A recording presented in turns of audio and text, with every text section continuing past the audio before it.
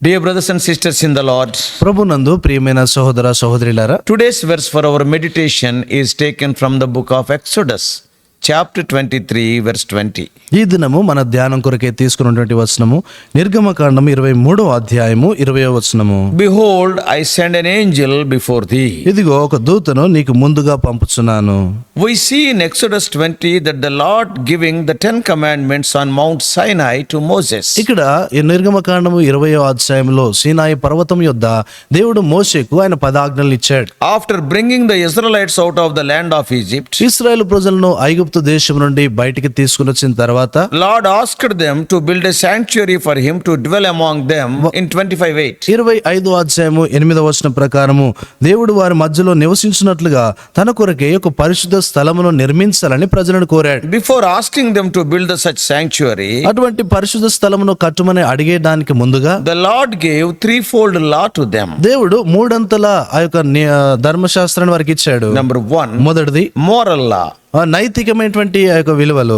That is, it was about maintaining their personal holiness before God. అది వారు దేవునితో కూడా వ్యక్తిగతమైనటువంటి ఆ యొక్క పరిశుద్ధతను కలిగి ఉండే విషయంలో. This was the gist of the 10 commandments. ఇది 10 ఆజ్ఞల్లో ఉన్నటువంటి క్లుప్తమైనటువంటి విషయము. Secondly, రెండోది social law. సామాజికమైనటువంటి నియమము. It was about their mutual relationships. అది వారు పరస్పరముగా ఒకరితో ఒకరు కలిగి ఉండేటువంటి ఆ యొక్క సంబంధాల గురించి This మాట్లాడుతూ was about their behavior with other Israelites. అది ఇతరమైనటువంటి ఇశ్రాయేలులతో వారు కలిగి ఉండేటువంటి ప్రవర్తన విషయమే మాట్లాడుతా ఉంది. Thirdly, మూడోది ceremonial law. తర్వాత ఆచార సంబంధమైనటువంటి ఆజ్ఞ ఆ యొక్క It నియమాలు. was about their service to God. అది వారు దేవునికి చేసేటువంటి సేవ విషయమైన నియమాలు. Yeah, this was about the sacrifices they had to offer and the festivals they have to observe. వారు అర్పించాల్సినటువంటి బలులు, వారు చేసుకోవాల్సినటువంటి పండుగల విషయమై. And by the time we come to chapter 23, in which today's promise is mentioned, ఈ దిన వాగ్దానం ఉంచబడినటువంటి ఆ యొక్క 23వ అధ్యాయానికి మనం వచ్చేసరికి the Lord was speaking about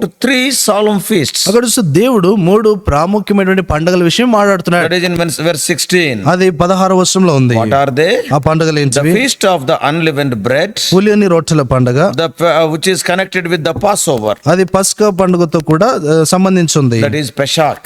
అది పెసాక్ అనేటువంటిది. Second one is the feast of Pentecost. రెండోదిగా చూస్తే పెంతుకొస్తు పండుగ, That is Shavuot.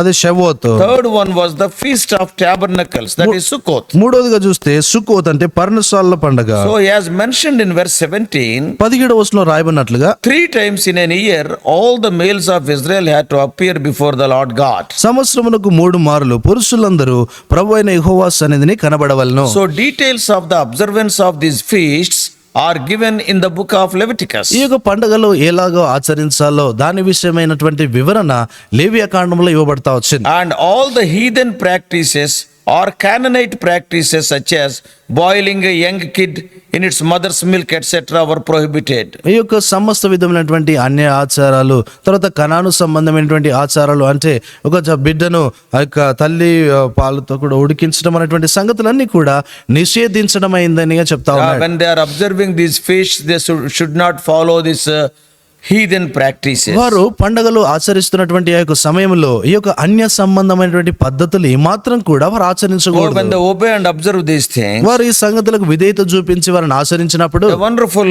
promise is proclaimed. అద్భుతమైనటువంటి వాగ్దానము వారికి ప్రకటించబడింది. What is that? దాని అర్థం ఏంటి? The promise of God's presence and the promise of God's blessing. దేవుని యొక్క సన్నిధిని గూర్చినటువంటి వాగ్దానము, దేవుని యొక్క ఆశీర్వాదాన్ని గూర్చినటువంటి వాగ్దానము. A very important thing to be noted in this today's verses, ఈ దినం ఉన్నటువంటి వచనంలో ఉన్న ప్రాముఖ్యమైనటువంటి మాట జ్ఞాపకం ఉంచుకోవాల్సినటువంటి మాట, the word angel appears. అక్కడ ఒక దూత ప్రత్యక్షం అవటం అంటే In English, the angel A, it is with the capital A in verse 20. English భాషలో చూస్తే ఏంజెల్ అనేటువంటి ఆ యొక్క మాట ఏ అనేటువంటి అక్షరం అది క్యాపిటల్ ఏ తో ఆరంభించబడుతుంది. This unique angel commanded obedience from Israel. This angel said, you have to obey me. ఈ యొక్క దేవుని యొక్క దూత ఏమని ప్రకటించిందంటే మీరు నాకు విధేయత చూపించాలని ప్రకటించింది. And he was given the right of judgment over the nation of Israel. ఇశ్రాయేలు దేశం మీద తీర్పు తీర్చేటువంటి ఆ యొక్క హక్కు కలిగి ఉన్నాడు. In the case of other angels, heavenly angels. పరలోక సంబంధమైన ఇతర దూతల విషయంలో They చూస్తే may be powerful angels like Michael or Gabriel. వారు శక్తివంతమైనటువంటి దూతలు మికాయేలు గాబ్రియేల్ లాంటి Though వారు they are కావచ్చు. mighty angels, వారెంతో బలమైనటువంటి దూతలైనా కూడా the Israelites were never asked this kind of obedience to those angels. ఇశ్రాయేలు ప్రజలు ఎన్నడూ కూడా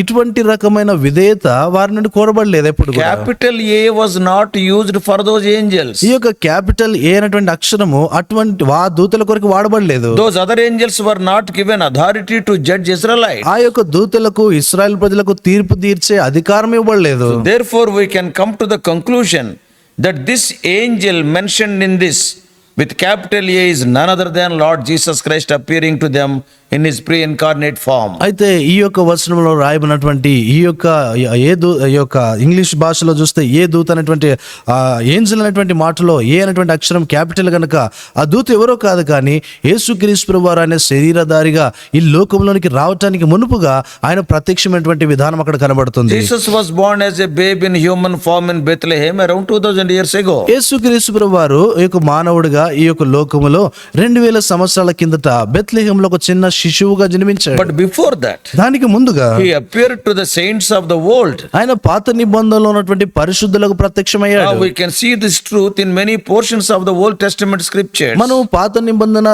లేఖనాల్లో చూస్తే అనేక భాగాల్లో మన ఈ సంగతులు చూడొచ్చు. So this angel in verse 20, ఈ 20వ వచనం ఉన్నటువంటి ఈ యొక్క దూత he was not a created angel but a divine manifestation of the second person of the Trinity in an angelic form. అక్కడ చూస్తే సృష్టించబడినటువంటి దేవుని యొక్క దూత కాదు గాని ఈ యొక్క త్రిత్వంలో ఉన్నటువంటి రెండో వ్యక్తి అయిన యేసుక్రీస్తు వారు ఆయన దూత రూపంలో అక్కడ ప్రత్యక్షమవటం మనం చూస్తున్నాం. God says, ప్రభు అంటాడు, my name is in him in verse 21. 21వ వచనం చూస్తే ఆయన యందు నా నామం ఉంది అంటాడు. He was given authority to forgive their transgressions. వారి యొక్క అతిక్రమంలో పరిహరించడానికి ఆయనకు అధికారం ఉంది. Common angel cannot forgive the sins of people. సామాన్యమైనటువంటి ఒక దూత ఇశ్రాయేల్ ప్రజల యొక్క పాపాలు క్షమించలేడు. So undoubtedly he is Lord Jesus Christ with capital A angel. అక్కడ చూస్తే ఎటువంటి సందేహం లేదు, ఆ యొక్క ఏంజల్ అనేటువంటి ఆ యొక్క మాటలో క్యాపిటల్ ఏ అనేటువంటి అక్షరాన్ని బట్టి చూస్తే ఆయన యేసు ప్రభువారే. And in the following verses we read ఆ తర్వాతి వచనాల్లో మనం చూస్తే that this angel would go before them into the promised land which God hath prepared for his children. దేవుడు తన ప్రజల కొరకే సిద్ధపరిచినటువంటి ఆ యొక్క వాగ్దాన దేశంలో వీరికంటే ముందుగా ఆయన వెళ్తాడు. The same principle is true with regards to our life with Jesus today in the New Testament age. అదే నియమము మన నూతన నిబంధన యుగములో మన విషయమే కూడా అది వాస్తవికమైనటువంటి సంగతి. After we come under the blood of the lamb which speaks of our repentance, మనము గొర్రెపిల్ల రక్తం క్రిందికి రావటం అంటే మన మారు మనసుని గురించి మాట్లాడుతా ఉంది. after crossing the Red Sea which speaks of our baptism, ఎర్ర సముద్రం దాటడం అంటే అది బాప్తీసాన్ని గురించి మాట్లాడుతా ఉంది. he gave a wonderful promise in Hebrews 13:5. హెబ్రీయులకు రాసిన పత్రిక 13వ అధ్యాయం 5వ వచనంలో ఆయన ఎంతో అద్భుతమైనటువంటి వాగ్దానం మనకు అనుగ్రహిస్తున్నాడు. What is that promise? ఆ వాగ్దానం ఏంటి? I'll never leave thee nor forsake thee. నేను నిన్ను ఎన్నడూ విడువను ఎన్నడూ ఎడబాయను అంటాడు. As he guided the Israelites in the wilderness in the form of cloud, ఆయన ఇశ్రాయేల్ ప్రజలను అరణ్యములో ఆయన యొక్క మేఘస్తంభముగా నడిపించినట్టుగా throughout our life's journey, మన యొక్క జీవిత యాత్ర అంతట్లో he will go before us. ఆయన మనకు ముందుగా వెళ్తాడు. However, he went before us already to prepare a place for us in heaven. ఆయన చూస్తే ఆయన మనకంటే ముందుగా పరలోకములో మనకు స్థలము సిద్ధపరచడానికి ఆయన ముందుగా వెళ్ళాడు. He himself told in John 14 verses 2 and 3. యోహాను సువార్త 14వ అధ్యాయము 2-3 వచనాల్లో ఆయనే చెప్తా వచ్చాడు. I am reading those two verses. ఆ రెండు మాటలు నేను చదువుతున్నాను. In my father's house are many mansions. If it were not so, I would have told you, I go to prepare a place for you. And if I go and prepare a place for you, I will come again and receive you unto myself, that where I am, that ye may be also. నా తండ్రి ఇంట అనేక నివాసములు కలవు, లేని యెడల నేను మీతో చెప్పుదును, మీకు స్థలము సిద్ధపరచ వెళ్ళుచున్నాను. నేను వెళ్ళి మీకు స్థలము సిద్ధపరచిన యెడల నేనుండు స్థలములో మీరును ఉండులాగున మరలా వచ్చి నా యొద్ద నుండుటకు మిమ్మును తీసుకొని పోదును. So God did not bring Israelites out of Egypt to leave them in the wilderness. దేవుడు ఇశ్రాయేల్ ప్రజలను ఆ యొక్క అరణ్యంలో విడిచిపెట్టడానికి ఆయన తీసుకొని రాలేదు. Similarly, he has not saved us to leave us in the middle of our life's journey. దేవుడు మనల్ని కూడా మన జీవిత యాత్రలో మధ్యలోనే విడిచిపెట్టడానికి రక్షించలేదు ఆయన. Many times we leave him, అనేక సార్లు చూస్తే మనము ఆయన విడిచిపెడతాం, but he never leaves us. అయితే ఆయన మనల్ని ఎన్నడూ విడిచిపెట్టాడు. He abides faithful to his promises. ఆయన తన వాగ్దానాల విషయమే ఆయన నమ్మదగిన వాడుగా ఉంటాడు. When we obey his commands and follow him, abandoning the practices of the heathen, మనము ఆయన యొక్క ఆజ్ఞలకు విధేయత చూపించి అన్యజనుల యొక్క ఆచారాలను విడిచిపెట్టి వెంబడించినప్పుడు he will be with us till the end and takes us to the place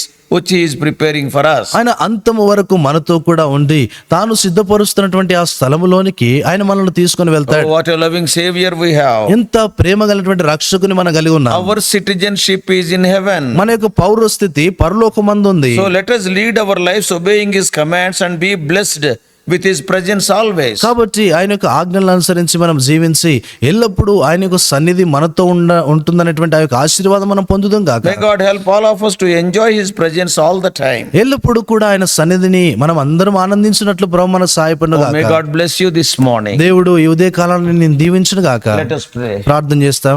Loving heavenly Father, ప్రేమగల పరలోకపు మా తండ్రి, what a wonderful thought you are having. ప్రభా ఇంత అద్భుతమైన తలంపును కలిగి When ఉన్నాం. we were in sin, when we were in Egypt, ప్రభా మేము పాపములో ఐగుప్తులో ఉన్నప్పుడు O Lord, thou hast redeemed us not to leave us in the wilderness. ప్రభా ఆ యొక్క అరణ్యంలో మమ్మల్ని విడిచిపెట్టడానికి నువ్వు విడిపించలేదు. O Lord, thou want to come with us. ప్రభా నువ్వు మాతో కూడా రాగోరుతూ Thou want వచ్చావు. to lead us to the land of Canaan. ప్రభా కనాను దేశానికి మీరు మమ్మల్ని O Lord, నడిపించలేదు. thou want to go before us. మాకంటే ముందుగా నువ్వు వెళ్ళగోరుతున్నావు. Any conspiracies of the enemy cannot touch us because you are going before us. తండ్రి శత్రువు యొక్క ఏ కుట్ర కూడా మమ్మల్ని తాకలేదు. ఎందుకొరకంటే ప్రభా మాకంటే ముందుగా నువ్వు వెళ్తున్నావు. Help us to understand your love. ప్రభా నీ ప్రేమను అర్థం చేసుకున్నట్లు సహాయపడండి. Accordingly, we also may respond to our love in our earthly pilgrimage. ప్రభుత్వ దాని ప్రకారము మా యొక్క లోక యాత్రలో దానికి అనుసారంగా మేము స్పందించినట్లుగా చేయండి. Even today, lead us and guide us. ప్రభా ఈ దినము కూడా మీరే మమ్మల్ని నడిపించమని We are so ప్రార్థిస్తున్నాం. thankful unto you for the eternal purposes. ప్రభా నీ యొక్క నిత్యమైన ఉద్దేశాలను బట్టి నీకు ఎంతో వందనాలు చెల్లిస్తున్నాం. In Jesus' precious name we pray. యేసు ప్రభు రమల నాన్న ప్రార్థించి వేడుకుంటున్నాం మా తండ్రి.